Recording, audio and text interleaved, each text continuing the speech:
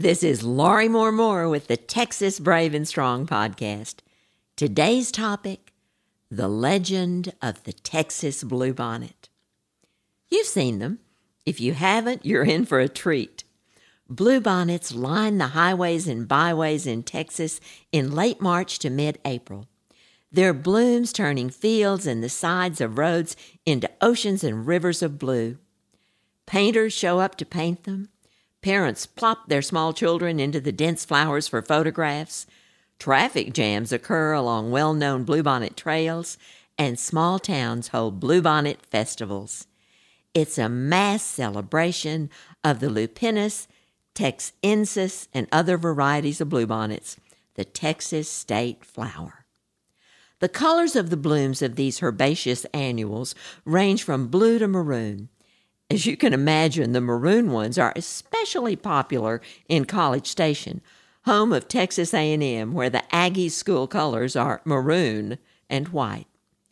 The shape of the individual flower petals are said to resemble the sunbonnets worn by early pioneer women. So proud of these flowers and the springtime beauty they bring, the Texas Department of Transportation plants 30,000 pounds of bluebonnet seeds along state roads. Depending upon the weather, the best bluebonnet blooming locations will vary year to year. For the most spectacular viewing, search online for the best places to view bluebonnets this year. We Texans love our bluebonnets. And one of the most charming things about these beautiful blooms with their green pointed leaves are the numerous legends of how bluebonnets came to be. Here is one Native American legend I particularly like.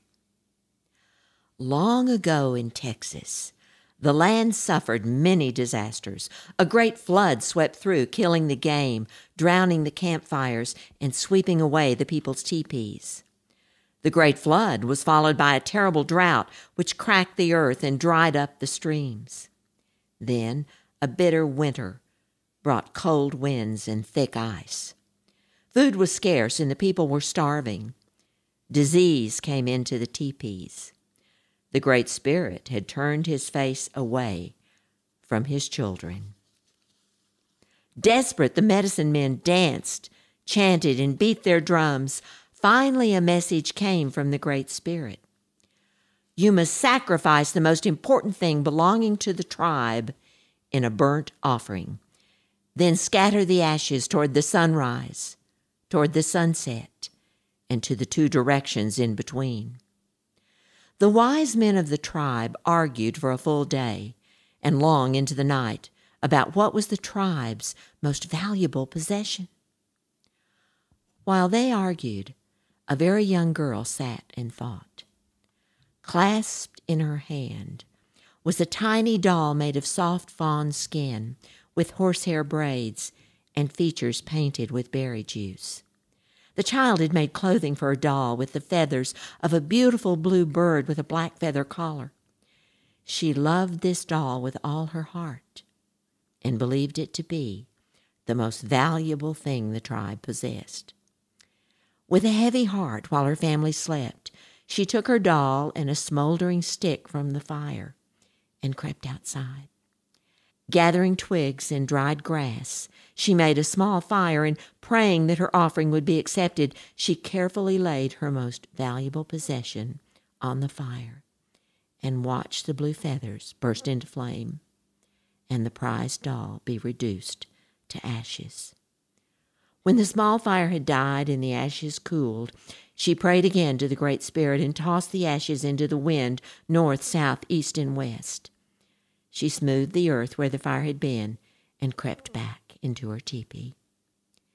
In the morning she returned to where she'd made her offering, and in 4 directions, as far as the ashes had blown, the ground was covered with a blanket of flowers like she'd never seen before. They were the color of the beautiful blue bird whose feathers had dressed her tiny doll.